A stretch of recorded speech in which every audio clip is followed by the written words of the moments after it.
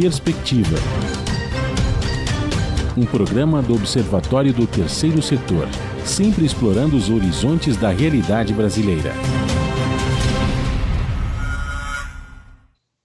Bom dia, eu sou Joel Scala e começa agora o Perspectiva, um programa do Observatório do Terceiro Setor. No dia 30 de outubro será realizado o segundo turno das eleições para presidente da República e governador em alguns estados do país. Os resultados do primeiro turno para a presidência foram muito diferentes e governador também foram muito diferentes do que havia sido previsto pelas pesquisas eleitorais divulgadas. O assunto de hoje é institutos de pesquisa. Participam do programa o professor Glauco Pérez da Silva, que ele é economista, doutor em administração pública e governo pela Fundação Getúlio Vargas. Ele é professor do Departamento de Ciência Política da Universidade de São Paulo. O Jefferson Nascimento, doutor em Ciência Política, docente do Instituto Federal de São Paulo e membro de estudos de partidos políticos latino-americanos. Bom dia, Glauco, seja bem-vindo ao nosso programa. Bom dia, Joel. Bom dia, Franco. Bom dia. Jefferson, seja muito bem-vindo ao Perspectiva. Obrigado, Joel. Obrigado, Franco. A todos. A co-apresentação do programa é do jornalista Frank Valverde, que também trará os destaques do site do Observatório do Terceiro Setor. Você vai ver as notícias do mundo, direto de Nova York, com Ana Paula Loureiro, da Rádio ONU. Bom dia, Franklin. Bom dia, Joel, bom dia, Glauco, bom dia, Jefferson, e bom dia a você que está em sintonia com Perspectiva aqui na Rádio Brasil Atual. Estamos caminhando para o segundo turno das eleições presidenciais e de governador em alguns estados do país, como eu disse, Franklin. Mas você tem um destaque. E qual é ele? Joel, meu destaque de hoje é sobre as fake news. Nós estamos a 3 domingos das eleições, né? No final do mês nós teremos o segundo turno, né? E o que a gente tem visto agora nessa campanha de reta final de segundo turno é a de proliferação das fake news, né? Principalmente as fake news que têm atingido o candidato Lula e o partido dele, né, o PT. Como, por exemplo, né, que ele vai fechar as igrejas, vai perseguir os religiosos, quando a gente sabe que isso dificilmente vai acontecer, isso não tem nem como acontecer, porque na prática Lula já mostrou que não age dessa forma, né? Durante o seu governo, e mesmo no governo da sua sucessora, da Dilma, não houve perseguição às igrejas, não houve fechamento de igrejas, e aliás teve grande participação dos grupos evangélicos nos governos do PT. Tá? Então, isso é uma fake news e as pessoas precisam ficar atentas. Uma dica, você ouviu uma notícia absurda? Tome cuidado, preste atenção. A possibilidade de ser fake news é muito grande. É exatamente o que eu ia te perguntar, Frank. Como o eleitor comum pode fugir das fake news e decidir o seu voto em cima de notícias verdadeiras? Já que a fake news já faz parte da nossa realidade já há algum tempo. Sim, infelizmente, até a eleição de 2018, ela foi, digamos assim, o resultado dela foi fragorosamente construído em cima de fake news, né? E a gente viu o resultado nesses últimos 4 anos que nós tivemos aí de administração pública, né? Os problemas todos que nós enfrentamos e estamos enfrentando. Então, qual que é a grande dica? Você ouviu uma notícia absurda, né? Preste atenção. Primeiro, se a sua realidade começa, é o exemplo que eu dei das igrejas, lá para trás isso não aconteceu, então isso deve ser falso. Caso contrário, vá investigar, procure, a internet está ao alcance, da grande maioria das pessoas hoje, pesquise, procure se informar, lá você vai encontrar uma série de sites que são caçadores de fake news e eles desmentem todas essas fake news que estão aí. Né? Então preste atenção, se a notícia for absurda, não compre ela de início não, vá confirmar, vá verificar se ela é verdadeira. Há 90% de chance dela ser falsa. Um dia antes do primeiro turno, a pesquisa Datafolha colocava Lula com 50% dos votos válidos e Bolsonaro com 36%. A pesquisa Globo e PEC mostrou Lula com 51% dos votos e Bolsonaro com 37%. As duas pesquisas tinham 2% de margem de erro. Nas eleições, depois de contados os votos, o ex-presidente Luiz Inácio da Silva Lula recebeu 48,43% dos votos válidos no primeiro turno das eleições, enquanto o presidente Jair Bolsonaro recebeu 43,20% dos votos. Muito bem, vamos começar com você, Glauco. O que explica essa divergência entre as pesquisas e o resultado final? Tem várias razões para explicar essas. Fala um pouquinho mais alto, Glauco, por favor. Tá bom, vamos lá. Tem várias razões para explicar essa divergência e nenhuma delas é suficiente sozinha e todas elas podem ter acontecido em maior ou menor grau. A primeira é o número de indecisos que havia, principalmente para o governo do Estado. Para os governadores do Estado, o número de entrevistados que manifestavam indecisão era relativamente alto, principalmente na espontânea. Se você olhar as pesquisas, várias delas chegavam às vezes a 40% do eleitorado, dos respondentes. Isso era muita coisa. Só na estimulada eles se manifestavam e essas pessoas estariam muito sujeitas a mudar de opinião. A segunda coisa é a mudança de opinião mesmo, Quer dizer, aí não eram só indecisos, mas a última pesquisa tinha sido feita 2, 3 dias antes, e se o eleitorado muda de opinião, não tem pesquisa que consiga captar. Ela não é um exercício de previsão, ela é... Assim, acho que a melhor analogia seria imaginar que a gente está numa sala escura e que uma luz pisca.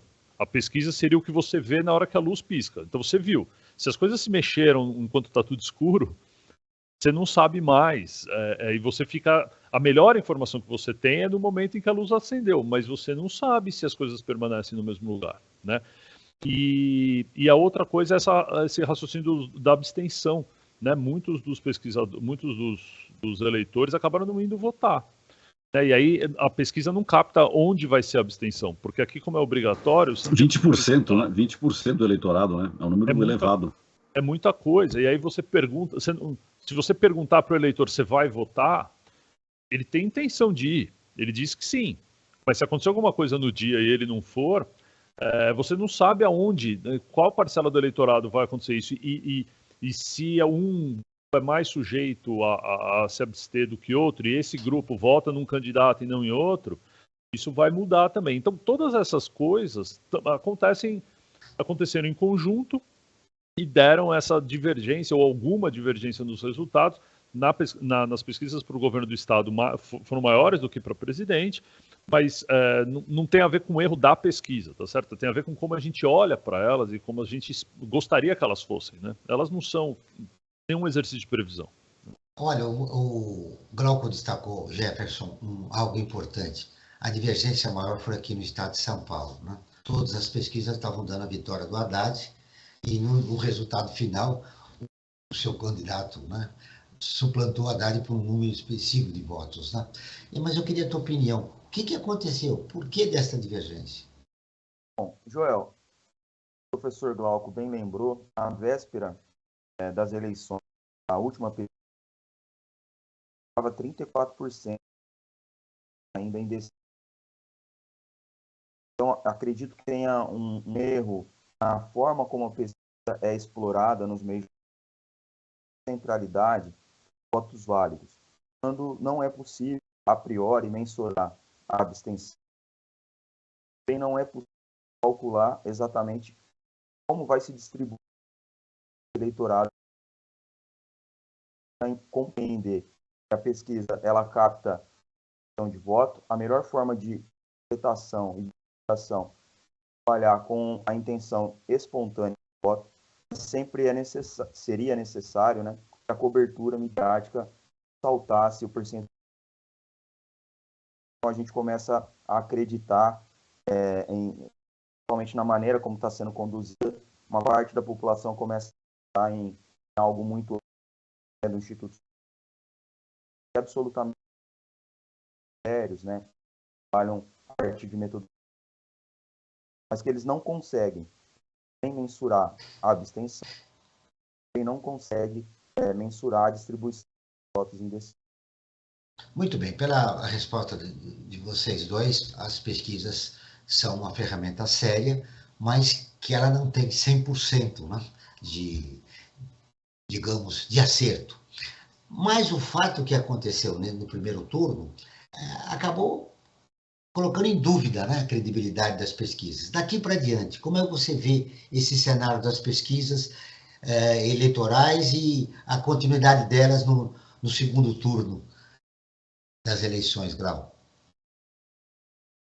Bom, as pesquisas vão ser atacadas agora, né? Elas vão ser alvos de muita reclamação. A descredibilidade dela vai ser colocada como pauta importante, inclusive já vem sendo pelos legisladores, né? Parte dos senadores de quem já está lá, está dizendo de lei para tentar criminalizar institutos de pesquisa, o que é um absurdo, né?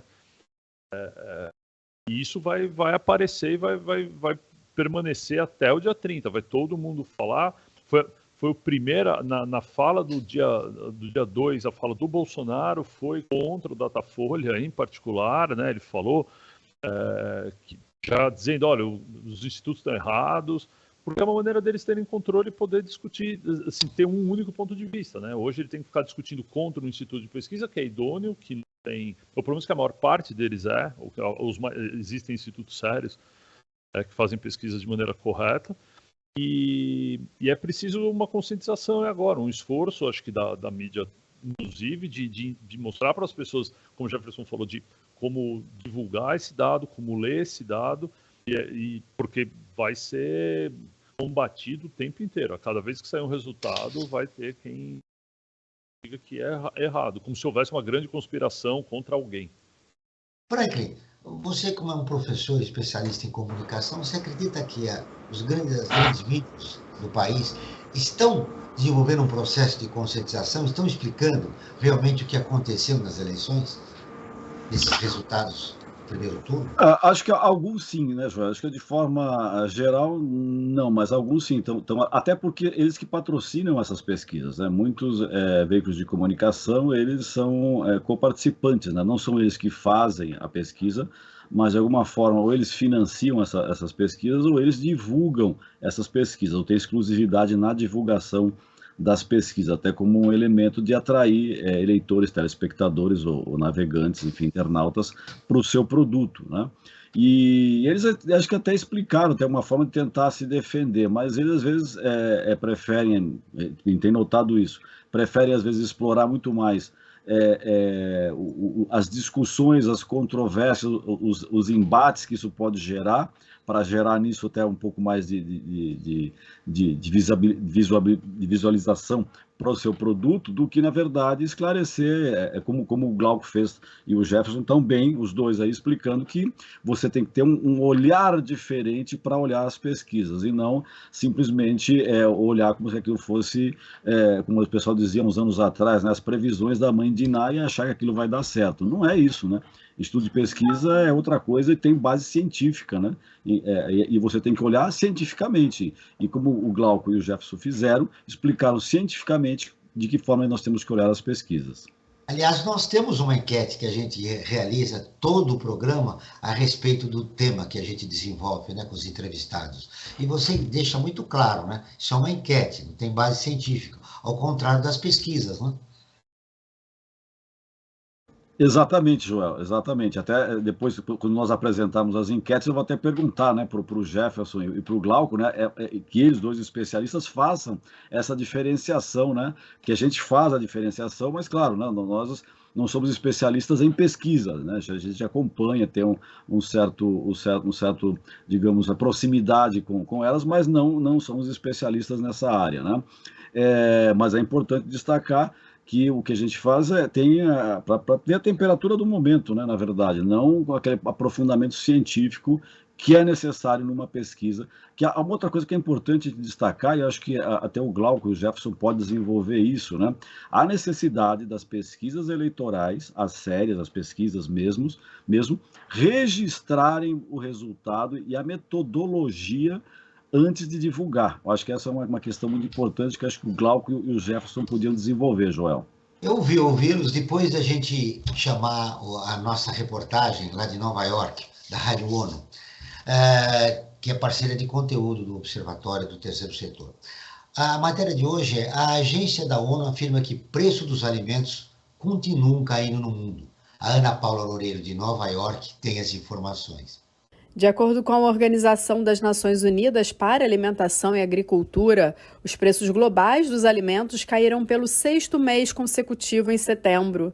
A maior queda foi no valor do óleo vegetal, com uma diminuição de 6,6% ao mês, atingindo o nível mais baixo desde fevereiro de 2021 e compensando o alto custo dos cereais.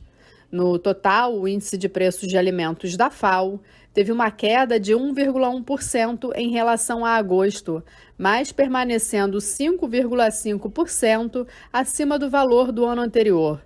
O relatório acompanha as mudanças mensais nos preços internacionais da cesta básica. Entre os fatores que explicam a diminuição do preço dos óleos vegetais estão o aumento do estoque da produção do óleo de palma, também chamado de dendê, no Sudeste Asiático, maior oferta de exportação do óleo de soja na Argentina e do óleo de girassol na região do Mar Negro, e a queda do preço do petróleo. Já o valor cobrado pela carne bovina no mercado global baixou devido à alta disponibilidade das exportações do Brasil e à elevada liquidação do gado em alguns dos países produtores. O Brasil também puxou a queda no preço do açúcar, com o aumento da produção, o custo baixo do etanol e a desvalorização do real. Da ONU News em Nova York, Ana Paula Loureiro. Continuamos com Perspectiva, um programa do Observatório do Terceiro Setor. Hoje falando sobre institutos de pesquisa com o professor Glauco Pérez da Silva e o Jefferson Nascimento. Agora sim, Franklin, vamos falar da nossa enquete, o que os nossos seguidores votaram a respeito do tema do programa de hoje, e aí a gente vai ouvir os nossos dois convidados. Verdade, Joel. A cada programa que nós realizamos aqui na Rádio Brasil Atual, nós fazemos uma enquete, né? Tanto no Perspectiva como no Brasil ODS, os nossos dois programas apresentados aqui na Rádio Brasil Atual. E, como nós estávamos dizendo alguns minutos antes, o que a gente faz é uma enquete, não tem base científica, mas serve para a gente ter uma noção de como que as pessoas que nos acompanham nas redes sociais pensam sobre determinado assunto. E o tema de hoje, Institutos de Pesquisa, nós fizemos a seguinte questão: você consulta as pesquisas eleitorais antes de votar? E olha só o resultado: 48% das pessoas, aliás, 40% das pessoas disseram que sim, que consultam, contra 60% disseram que não consultam as pesquisas antes de votar. Então, claro, não tem base científica, até vamos aproveitar o momento aqui, né, que estamos com dois especialistas na área de pesquisa, o Jefferson Nascimento e o Glauco Pérez da Silva, para esclarecerem essa diferença metodológica entre uma enquete e uma pesquisa, né? E até, como eu já tinha deixado uma pergunta em suspenso, anterior à apresentação da nossa enquete, eles podiam desenvolver as duas no mesmo bloco também, que é com relação que as pesquisas eleitorais, antes de serem divulgadas, elas são registradas em cartório, não só os resultados, como também a metodologia utilizada, né? O porquê que é feito isso, né? Vamos começar com o Jefferson Nascimento. Bom, Franklin, a sua primeira pergunta sobre a questão do registro, né, com detalhamento da metodologia, que é obrigatório, né, pela legislação, já ajuda a responder a diferença entre uma pesquisa e uma enquete, né? Justamente o fato de que a pesquisa ela é elaborada a partir de amostragens estratificadas da população brasileira. Então, há necessidade de compreender qual é a dimensão da população brasileira por idade, religião, localidade em que habita, faixa de renda. Então, uma pesquisa, quando ela é feita para ter uma validade nacional, uma validade científica, ela precisa observar essas premissas da população brasileira. A enquete, ela vai tocar diretamente mas a gente não tem garantias nenhuma qual é a representatividade desse público em relação à população brasileira. Se há uma variedade de faixa etária, de renda, região, né? E isso tudo, obviamente, distorce o resultado. Jefferson, nós estamos com um problema no seu microfone. Eu gostaria que vocês entrassem em contato com a produção para ajustar, para o ouvinte conseguir ouvir melhor as suas respostas, nas suas colocações no programa de hoje. Bom, agora vamos com o Glauco, né, Glauco? A respeito da pergunta do Frank, quer fazer de novo, Frank, para a gente? Rapidamente, eu tinha perguntado com relação às enquetes e às pesquisas, né, diferença metodológica entre elas, né, assim, basicamente, e essa questão do registro das pesquisas eleitorais nos cartórios antes da divulgação dos seus resultados, não só o resultado, como também a metodologia utilizada para a realização da pesquisa. Existe muito conceito, muito termo. Fala um pouquinho mais. Existem muitos termos estranhos, termos escritos para usar nessa hora aí, Franklin, para tentar explicar exatamente isso, mas acho que para lidar com uma maneira não técnica e para ele entender, é assim, a gente quer, numa pesquisa, você quer saber o que o eleitor acha. Nós somos 150 milhões de eleitores, né? Ou sei lá, 130 milhões. Como é que a gente vai ouvir todo mundo? Não tem como ouvir todo mundo, porque isso vira a própria eleição, certo? Então você tem que selecionar uma amostra. Para selecionar essa amostra, você precisa que ela seja, a opinião dessa amostra equivale à opinião de todo mundo, de todo o resto. Para fazer isso, você precisa, no começo da pesquisa, adotar um procedimento em que, teoricamente, qualquer pessoa pode ser escolhida para fazer parte da sua amostra. E essa é a principal diferença para uma enquete. Para uma enquete, você não tem essa preocupação. Então, no caso do exemplo que vocês estão comentando, a enquete aqui do programa, são só as pessoas que ouvem o programa que vão responder. Quem não ouve, não tem chance nenhuma de fazer parte, porque não tem como ser selecionado. Você não vai ligar para a casa de alguém e perguntar o que ela acha. Você espera que a pessoa te procure. Então, se a pessoa não ouve, ela não responde. Então, você já tem um critério que pode gerar o que a gente chama de viés. Numa pesquisa séria, todo mundo no começo da pesquisa tem chance de fazer parte da amostra. Todos os eleitores. E vai haver um grande sorteio. Primeiro se sorteiam as cidades, depois sorteiam regiões dentro das cidades, aí vai no bairro, e aí vai no quarteirão e toca na casa das pessoas, também seguindo uma maneira de fazer. Então, ou mesmo pelo telefone, se vão ligar para a casa das pessoas, você tem um cadastro com o telefone de todo mundo que tem telefone. Então, tudo isso tem a preocupação de fazer com que, se eu ouvir 2.000 pessoas, essas 2.000, a opinião dessas 2.000 represente a dos 130 milhões. Isso só vai acontecer se eu não escolhi pessoas com algum viés. Então, quando eles registram, quando as pesquisas registram num cartório, no TSE, a maneira como elas fazem é para mostrar qual é a sequência de procedimentos que ela adota, para que outras pessoas possam olhar e dizer, não, mas fazendo assim você está gerando viés, porque você está ouvindo, tem uma parte das pessoas que nunca vão ser ouvidas por você. E aí, se essas pessoas votam mais num candidato A, B ou C, você nunca vai saber. E aí fica transparente, todo mundo tem condição de avaliar o que está acontecendo. Os institutos sérios mostram uma metodologia adequada, né? E aí o resultado da opinião das 2.000 representa o dos 130 milhões, ou 3.000 pessoas, sei lá quantos eles ouvem.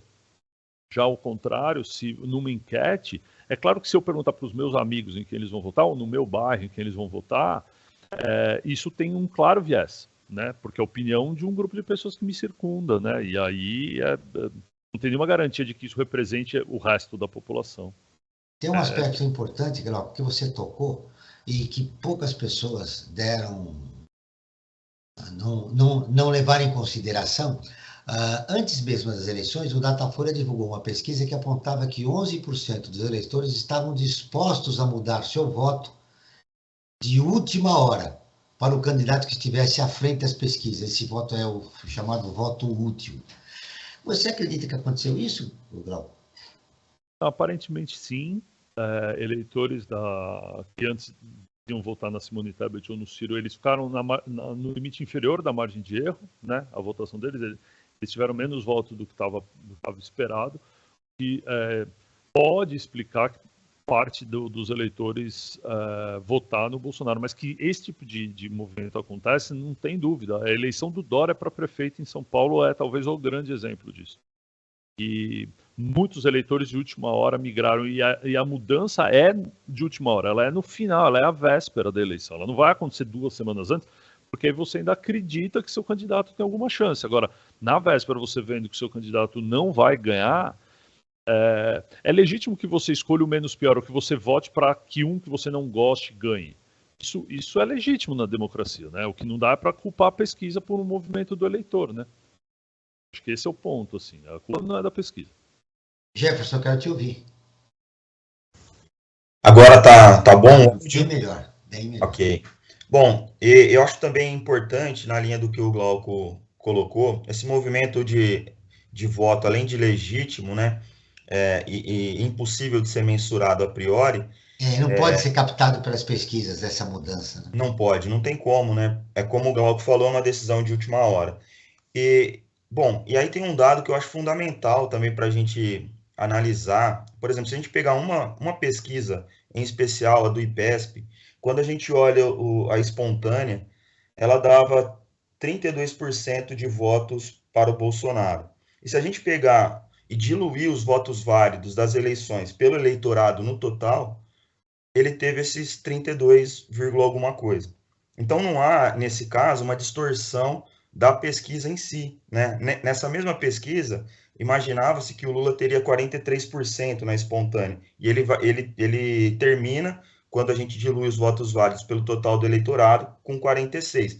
Então há uma diferença, por exemplo, de voto no Lula e não no Bolsonaro. E se a gente olhar só os votos válidos, a gente tem a impressão contrária, né? Que as pesquisas se aproximaram do resultado do Lula e não se aproximaram do Bolsonaro. Por que eu estou dando esse exemplo? Porque também não dá para a gente afirmar com certeza, para onde foi essa movimentação de voto do eleitorado. O que fica claro é que Tebet e Ciro terminaram com votos inferiores à margem de erro quando a gente compara com as pesquisas, né? Mas não há possibilidade da pesquisa prever, ela não é um prognóstico eleitoral, ela é um retrato. Isso que eu ia te perguntar aí para você e para o Grau. O Ciro e a Tebet tiveram um número bem menor do que estavam dando nas pesquisas. E esse voto foi o chamado voto útil. E você está dizendo que não é possível mensurar se foi para o Lula ou para o Bolsonaro? Sim, não é possível. Porque, por exemplo, se a gente pega esse dado da espontânea, né, a votação que o Bolsonaro tem, diluindo os votos válidos e calculando pelo total do eleitorado, está perto, né, das pesquisas espontâneas. Né? O que a gente pode perceber também é um engajamento muito forte, né, da base eleitoral do presidente, né, que fizeram bastante movimentações para a presença eleitoral, para a utilização de símbolos. Né? Então, o que dá para perceber é que desidratou a campanha da Tebet e do Ciro comparado com as pesquisas. Mas a gente não tem, por exemplo, ainda instrumentos para dizer, olha, tantos por cento desses eleitores que saíram do Ciro e da Tebet foram para um ou para o outro. Isso teria que ser feito a posteriori, né, terminado o primeiro turno, nas pesquisas realizadas durante o segundo turno, fazer essa pergunta, o que também aumentaria o instrumento de pesquisa, encareceria. Então, até agora, a gente não viu esse estudo exatamente. Glauco, o que você pensa? Acho que além disso, eu acho que o raciocínio que a gente poderia aplicar é que a abstenção atrapalha sempre.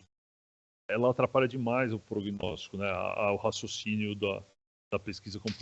Se você imaginar que o Lula tinha 45% das intenções de voto, mas 5% não foi votar, e aí você depois vê que esses 5% são eleitores do Ciro ou da Tebet votando nele, e aí ele tem os 45%, você diz, acertamos. Só que não é a mesma pessoa, né? A pessoa tinha dito que ia votar em outro candidato e mudou de opinião porque alguns não foram votar. Então, assim, esse tipo de movimento, é por isso que não dá para raciocinar em termos de prognóstico, são intenções, e as pessoas, elas... Por exemplo, para vocês entenderem, se uma pessoa desistiu de votar na Simone ou no Ciro para votar no Bolsonaro com medo que o Lula ganhasse, ela não entendeu nada do que estava acontecendo, porque o Lula não ganharia no primeiro turno, porque a não ser que ela fosse votar branco ou nulo. Se ela votasse em qualquer candidato, trocar o candidato não faria o Lula não ganhar, porque era voto válido e ele precisava de voto válido. O problema era se ela estava votando branco ou nulo. Então, assim, o eleitor se confunde. O eleitor não vai votar, o eleitor está indeciso, o eleitor manifesta mudança de opinião. No dia da pesquisa a gente conseguiu ver no Google Trends, tinha picos de busca, qual é o candidato do Bolsonaro para esse cargo, então para governo do estado, para o Senado, então o eleitor não sabia no dia em quem ele ia votar ainda, então como é que você ia acertar? Assim, e o eleitor, é difícil ele dizer assim, eu estou indeciso, ele só está indeciso quando ele tem consciência que ele está indeciso, né? Ele só responde assim nessa condição, caso contrário ele diz, olha, eu vou votar em A, mas na verdade ele não tem certeza. E a pesquisa não tem tempo de diagnosticar se essa pessoa é indecisa ou não, ou quão confiante ela está, a não ser perguntando. Você tem certeza em quem você vai votar? E ele, às vezes, está constrangido. Ele diz assim, tenho, claro que eu tenho, mas tem porque ele está dizendo para alguém que ele tem, mas no fundo ele não tem. Como é que eu vou saber disso, né? Então, assim, é tudo muito difícil, né? Perguntar para a pessoa, você está pressupondo que ela tem consciência da sua avaliação, da sua disposição diante do voto. E às vezes a gente não tem, a gente está respondendo ali no calor do momento e a gente muda de opinião. Bom, é verdade. Bom, no segundo turno nós estamos, o Lula tem 6 milhões de votos, né, na frente do Bolsonaro. Temos a adesão da Tebet do Ciro para a candidatura do Lula e mais os 20% que o Franklin falou, 20% em geral, Franklin, né? Em geral, é isso, dos números, daria mais ou menos 7 milhões e meio de... Não, de abstenção. 20% de abstenção. Tá. A abstenção foi alta. A abstenção foi alta. Então, nós temos uma abstenção que poderia, né, considerar de votar, mas a Tebet e o Lula, eu gostaria que vocês pensassem o que pode dar, independente das pesquisas, o que vocês imaginam que pode dar no segundo turno? Bolsonaro consegue ultrapassar esses 6 milhões de votos do Lula entre a abstenção, os candidatos que, por exemplo, aí a gente tem que também ver a rejeição dos dois candidatos, né, que é muito alta, né, tanto do Lula quanto do Bolsonaro. Mas eu quero que vocês pensem nisso, porque agora o Frank vai dar algumas informações a respeito do site do Observatório do Terceiro Setor. Perfeitamente. Eu acho que faço um convite aqui a todos e a todas a seguir o Observatório Terceiro Setor nas redes sociais e acompanhar as informações do Brasil e do mundo. No Insta, @Observatório 3 Setor. E no facebook.com/Observatório 3 Setor. Tanto no Instagram como no Facebook, o 3 é em numeral.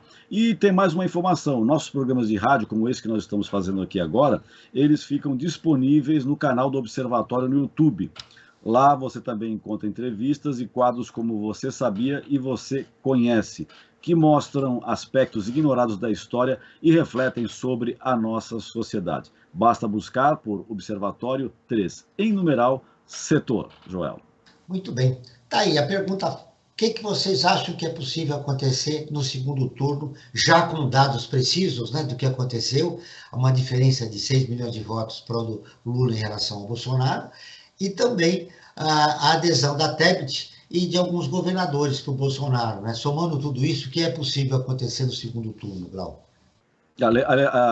Complementando que a Tebet, ela se aderiu ao Lula, né? Para não dar entendimento errado. Na verdade, o PDT do Ciro, né? O Ciro deu um apoio meio envergonhado, mas, enfim, o partido dele também aderiu, diferente da Tebet. Eu acho que é importante ser o seu esclarecimento, Franklin. No caso da Tebet, ela colocou ao Lula, porque ele incorporou, né, algumas reivindicações, um plano de campanha dela, e no caso do PDT, o PDT, como partido, fez uma declaração através do seu presidente. Então a gente tem um apoio dos outros candidatos, a candidatura, basicamente, dos maiores, mas de alguns governadores, como o Zema e o Rodrigo Garcia, declararam apoio ao Bolsonaro. Vai ser apertado. Eu acho que é isso que dá para dizer agora, assim, essa eleição vai ser justa. E acho que, de novo, a abstenção vai ser importante, assim, a quantidade de gente que não vai votar. O Bolsonaro, para vencer essa eleição, vai ter que virar alguns votos, provavelmente, o que significa que votem nele. A maior parte do eleitorado que se abstém, em geral, é das camadas mais pobres que vota no Lula.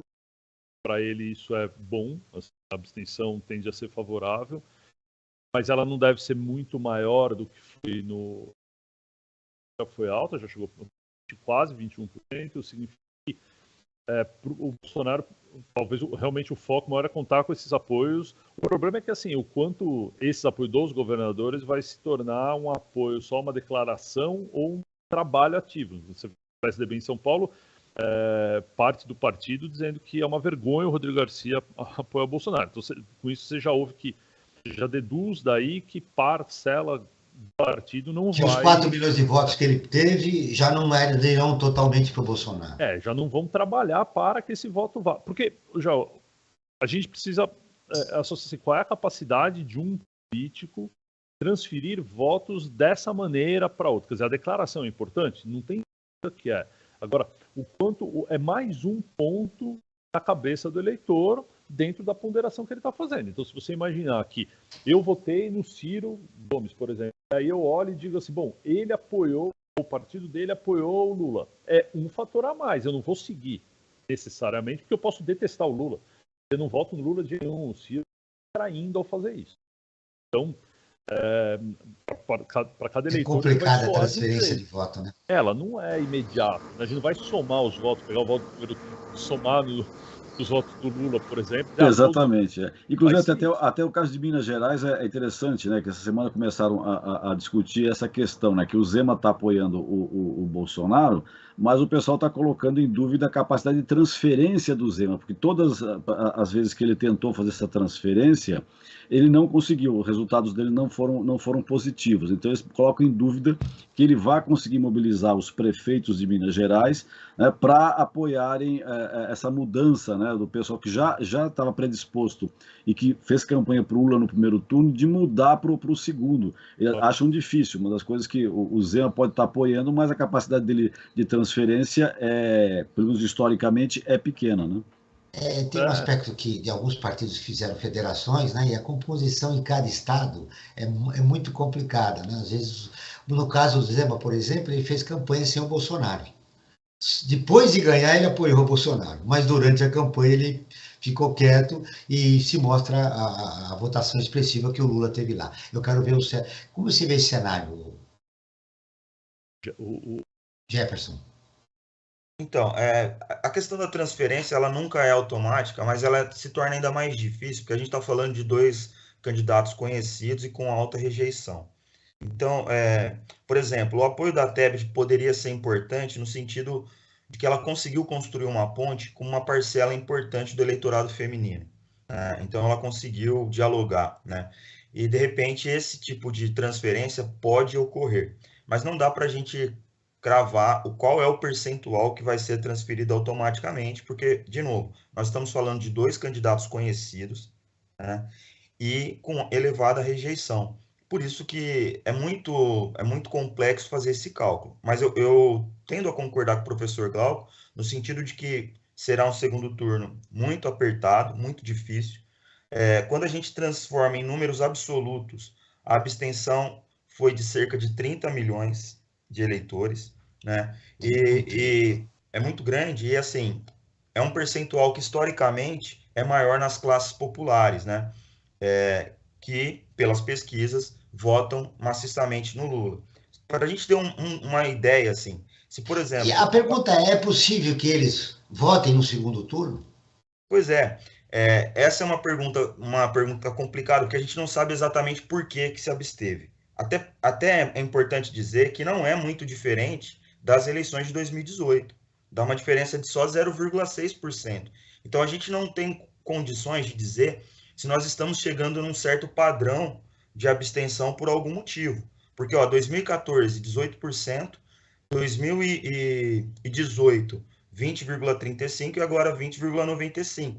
Então, assim, a gente está estacionando num padrão elevado de abstenção. Então, não dá para saber se esses eleitores vão votar no segundo turno, se é possível se engajar, né? Mas tem uma conta, assim, muito interessante que foi feita. Se seguisse a distribuição normal dos votos, e o Maranhão e a Bahia, por exemplo, tivesse o mesmo nível de abstenção do Nordeste, não acima, daria mais ou menos 0,5% a 0,8% a mais para o Lula.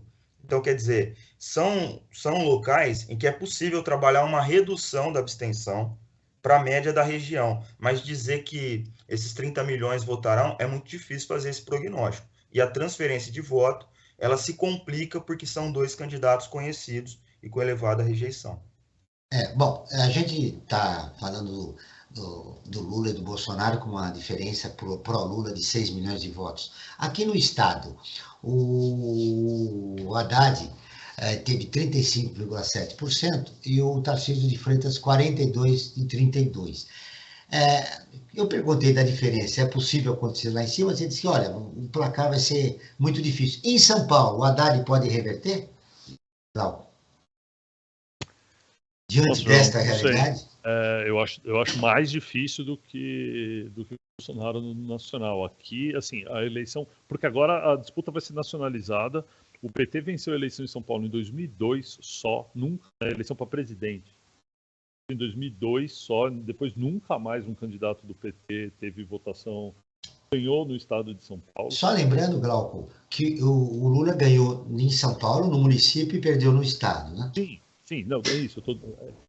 No estado o PT não consegue vencer. E agora, provavelmente, essa disputa vai ser praticamente a mesma. Assim, é de se imaginar que os eleitores vão seguir a proporção de votos de cada um, né? Então, assim, se o Bolsonaro teve no primeiro turno 48% em São Paulo e o Lula 40%, é de imaginar que esse seja, de fato, o patamar de saída dos dois, né? Do Tarcísio e do Haddad. Então, o Haddad tem que reverter 8%. Difícil, é bastante difícil, ele tá bem atrás, virou o segundo tempo, tá perdendo de 3-1, né, ele precisa conseguir tirar essa diferença, não é fácil, assim, então eu acho, no plano nacional, talvez a heterogeneidade, um número grande de abstenção, torne para o Bolsonaro menos difícil a tarefa. Mas, o que aconteceu? Votaram no Lula para presidente e no Tarcísio para governador? Não, isso uma parte do eleitorado, sim. Mas eu não acho que seja tão grande assim. Parte dessa diferença é voto no Rodrigo Garcia e nos outros candidatos, né? Que não faz isso não ficar exatamente igual. A gente está falando aí, sei lá, de 5% de diferença entre a votação do Lula e do Haddad. Quer dizer, alguém votou no... O raciocínio, para mim, a gente tinha 3 forças em São Paulo e 2 no plano nacional. Então, Bolsonaro e Tarcísio também não é igual, né? O Bolsonaro teve mais votos em São Paulo do que o Tarcísio teve. Então, alguém votou Bolsonaro e outro candidato para governador. Né? Então, essas diferenças ocorreram mesmo. Em São Paulo você tinha 3 forças, no plano nacional 2. E aí, então, o eleitor se dividiu. O eleitor está dividido. Eu quero ouvir você, Jefferson. É possível o Haddad tirar essa diferença? Que dá em 8%, dá quanto de eleitores, de votos? São Paulo tem mais ou menos 34 milhões de eleitores, né? Dá uns 3 milhões e pouco. E tem um dado, assim, a penetração do Haddad enquanto candidato no interior de São Paulo, ela é muito difícil. Então, a gente pode comparar isso pegando, assim, alguns resultados eleitorais de regiões do interior. Né? Vou dar o exemplo da região de Ribeirão Preto. Se a gente olhar a votação por Haddad nas cidades da região de Ribeirão Preto, sempre foi inferior à votação para o Lula. Mesmo o Lula tendo perdido aqui, na maior parte das cidades, a votação do Haddad foi ainda menor. Então, há uma dificuldade muito grande do Haddad convencer esse eleitorado do interior a votar nele. Ele tem um desempenho melhor na região metropolitana e me parece que a grande diferença de São Paulo de a maioria dos estados brasileiros é justamente esse fato de que o eleitorado ele não está tão concentrado na capital e na sua região metropolitana, né? Porque a gente tem um interior com mais da metade do eleitorado paulista. E isso coloca sérios desafios para o Haddad. E acredito, inclusive, que mesmo que o caso Rodrigo apoiasse e utilizasse a estrutura do partido, ele teria dificuldades, porque antes dele se decidir, o prefeito de Ribeirão Preto, que é do PSDB, o Nogueira, já declarou apoio ao Bolsonaro. Né? Logo na segunda de manhã. Então, também, além da transferência seria complicado no caso para o Haddad, a própria estrutura do partido está muito dividida. Né? O PSDB está numa situação assim de muito impasse entre o comportamento que a liderança pretende e o comportamento que as bases tomam de fato. Né? Então, acho que a situação do Haddad é muito mais complicada do que a do Bolsonaro para reverter o... O partido, Agora, o partido perdeu relevância. Agora tem um fato curioso, né? Quer dizer, que o candidato contra o Haddad, que é o Tarcísio, não é de São Paulo, né? Ele despencou aqui de paraquedas, ninguém conhecia ele. Agora, no entanto, ele acabou tendo um caminhão, um Boeing de votos aí, e é um fato para se discutir. Quer dizer, acho que é muito mais contra digamos, esse antipetismo que foi, digamos, insuflado dentro do interior de São Paulo, do que a candidatura em si do Tarcísio, né? Porque é uma candidatura que não tem aderência no Estado, né? É um sujeito que caiu de paraquedas, como não sabia nem onde ia votar, como o pessoal brinca, se soltando na Avenida Paulista, ele não sabe onde ele está, né? Quer dizer, então, são esses fatos curiosos que aconteceram na eleição estadual em São Paulo, né? Que é um candidato que não tem aderência ao povo de São Paulo, no entanto, o povo acabou votando nele, né? O pessoal até brinca que ele seria o Pita, né? Como mais lá para trás os paulistanos votaram em Pita, né? Que o Maluf apoiou, né? Que também não era aqui de São Paulo, que ele era do Rio de Janeiro, né? Assim como o Tarcísio, né? E acabou caindo aqui de paraquedas e a pessoa acabou ganhando. Então, um fato curioso para se discutir nessas eleições estaduais em São Paulo, né? Essa votação num candidato que não teria, em tese, tanta aderência às tradições paulistas, como o Haddad, por exemplo, que é paulistano, né? Que é paulista, né? É isso, João. Frank, eu gostaria que você desse os destaques das matérias que mais repercutiram no site do Observatório do Terceiro Setor. Perfeito. Aproveitando a deixa aí, eu quero convidar todos e a todas a lerem, né, a visitarem o nosso site, né, observatório3setor.org.br, o 3 em numeral. E lá vão encontrar uma série de matérias que tratam de direitos humanos, que tratam de cidadania. E entre as matérias mais lidas, nós temos a matéria que diz: pessoas que passam fome no país supera a população inteira da Venezuela. Olha só, Joel, nós voltamos ao mapa da fome com tudo nesses últimos anos. E a segunda matéria mais lida é morte de mulher persa por deixar visíveis alguns fios de cabelo causa protestos no Irã. Nós estamos há praticamente um mês de protestos no Irã, porque essa moça, porque deixou uma parte do cabelo à mostra com o véu, acabou sendo assassinada, né? Esses absurdos que acontecem em pleno século XXI, né? Por mais que se respeite as tradições da religião muçulmana que está lá no Irã. Mas, enfim, é para se discutir a que ponto que chega o fanatismo, né? E a matéria que eu quero dar um destaque especial também preocupante. Retrocesso, índices na educação voltaram ao patamar de 2013, isso no Brasil.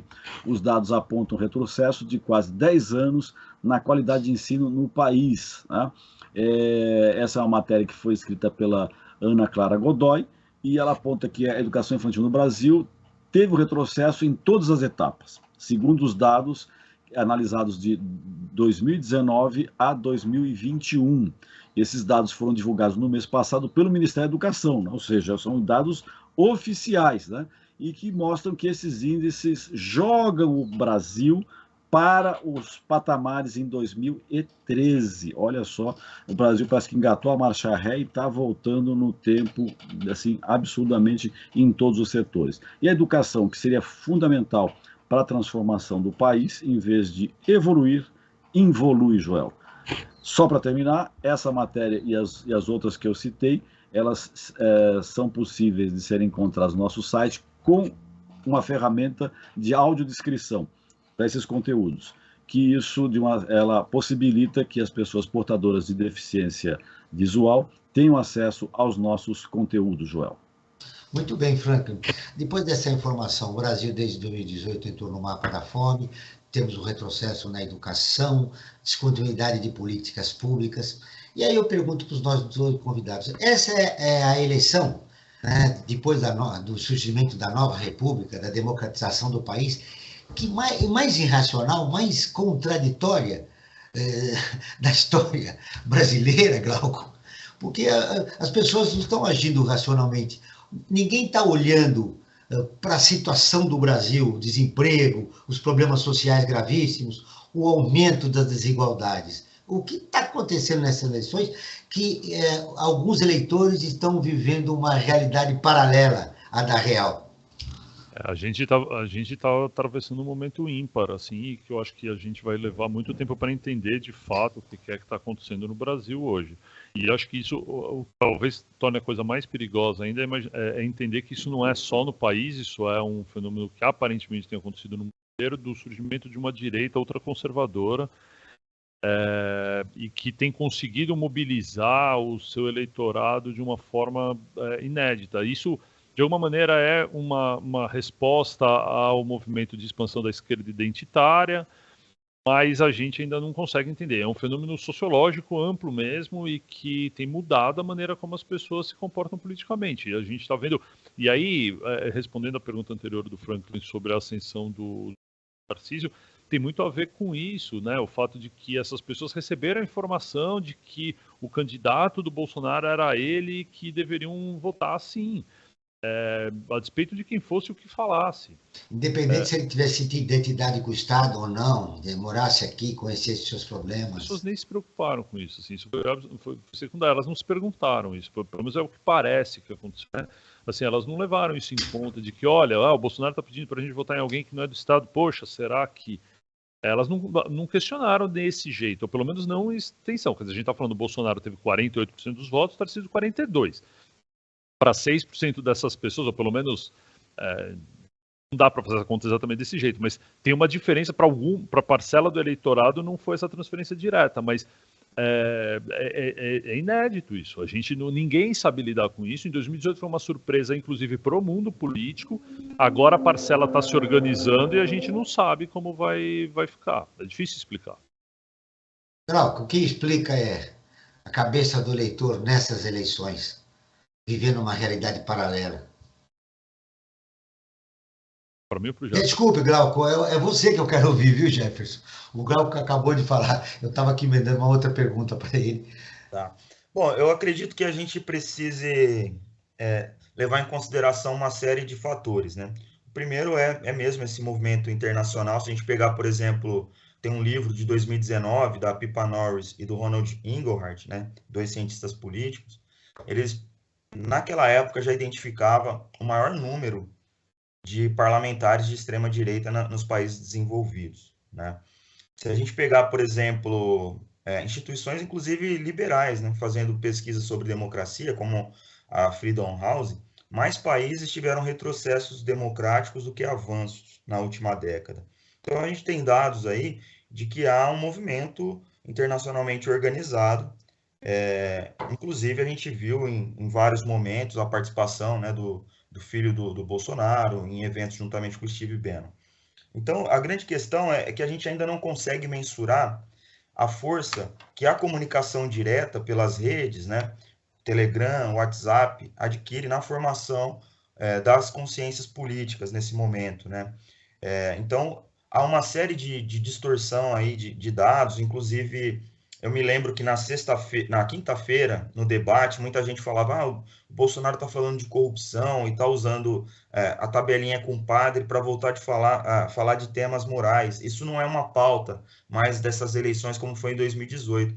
E, na realidade, quando isso aconteceu, nas redes estava sendo replicado uma série de conteúdos que reforçavam esse posicionamento sobre temática corrupção e temática moral, como aquele recorte de um suposto youtuber satanista, né, que de repente, no recorte do vídeo, aparentava dar apoio para o Lula. Então, assim, há muitos recortes que circulam nas redes e que a gente não tem ainda a dimensão, né? Por mais que haja uma mudança no Facebook e no WhatsApp, o Telegram ele serve como uma ferramenta de difusão de conteúdos e dali esses eleitores transferem para as outras redes, sobretudo o WhatsApp. Então, é muito difícil compreender qual é o Brasil que essas pessoas enxergam, né? Por qual ótica elas analisam essa situação no Brasil.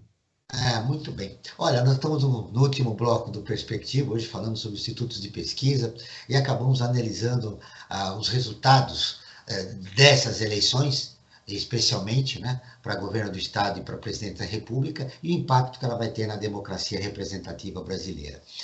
Bom, só como informação, na última semana foi criado um projeto que busca penalizar institutos de pesquisa que divulguem números muito diferentes do resultado oficial.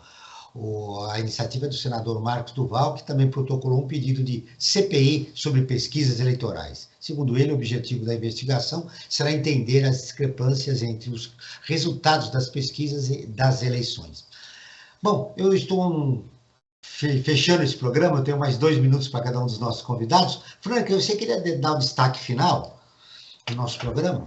O destaque final é uma síntese. Eu acho que o nosso bate-papo com o Jefferson Nascimento e com o Glauco Pérez da Silva mostrou que as pesquisas elas são sérias e que elas mostram tendência do eleitorado. Não significa que elas antecipam o resultado. É necessário saber ler as pesquisas e todos os seus vieses para entender o que elas dizem. Ô Jefferson, o seu destaque final, o que de mais importante você gostaria de deixar registrado no final do nosso programa? Que é importante o ouvinte ouvir neste momento. A própria justificativa, né, para a solicitação de uma CPI sobre os institutos de pesquisa já parte de uma premissa errada, né? Porque eles querem comparar com os resultados finais e até o professor Glauco usou uma analogia muito interessante aqui, né, da luz que se acende e se apaga e depois a gente não vê aquilo que está acontecendo posteriormente ao apagar da luz, né, num quarto escuro. Nós temos mudado muito o nosso padrão de comunicação. Hoje, as correntes de opinião, elas circulam com mais velocidade. É possível, então, grandes movimentos do eleitorado e que, obviamente, a pesquisa ela não é um prognóstico, porque ela não pretende ser esse prognóstico, né? Ela é uma ferramenta, ela é um instrumento importantíssimo. Inclusive, aqueles grupos que atacam as pesquisas, eles as utilizam para definir as suas estratégias eleitorais. Eu posso dar um exemplo muito claro. Quando, há um mês das eleições, né, havia cerca de 1/3 dos eleitores do atual presidente que não sabia o número dele, logo depois do resultado dessa pesquisa, começou a correr jingles para o Brasil afora falando do número do candidato. Então, quer dizer, as candidaturas entendem o valor científico das pesquisas. O que há aí é uma guerra, né, muito clara, muito deliberada, da mesma forma que antes do primeiro turno o alvo era as urnas, agora passou a ser os institutos de pesquisa. Então, a própria CPI parte de uma premissa errada. A pesquisa ela não pretende ser um prognóstico, porque ela não capta voto estratégico, ela não capta voto errático e não tem condições de captar a priori o nível de abstenção. Muito bem, suas considerações finais, Glauco. O que de mais importante você gostaria de deixar registrado a respeito do tema do nosso programa ou algo novo que ainda nós não tocamos no assunto que é importante o nosso ouvinte tomar conhecimento? Eu acho que a mensagem mais importante com relação às pesquisas é de que elas são feitas com metodologias internacionalmente aceitas. Os institutos sérios... Microfone mais perto da sua boca, por favor. Os institutos sérios convergem, eles chegam para o mesmo resultado, eles dificilmente chegam em resultados muito discrepantes. Então, se um instituto de pesquisa aponta um resultado diferente, é para desconfiar desse instituto. E tem vários, a gente pode dizer, vários deles que praticamente vendem números, o que você pagar ele te entrega. E isso é usado por parte dos candidatos como evidência de que, então, os outros estão errados. E que, assim, não é porque a gente não entende que aquilo está errado. Tem bastante gente tentando explicar, tentando mostrar como funciona, tentando dar a intuição da coisa.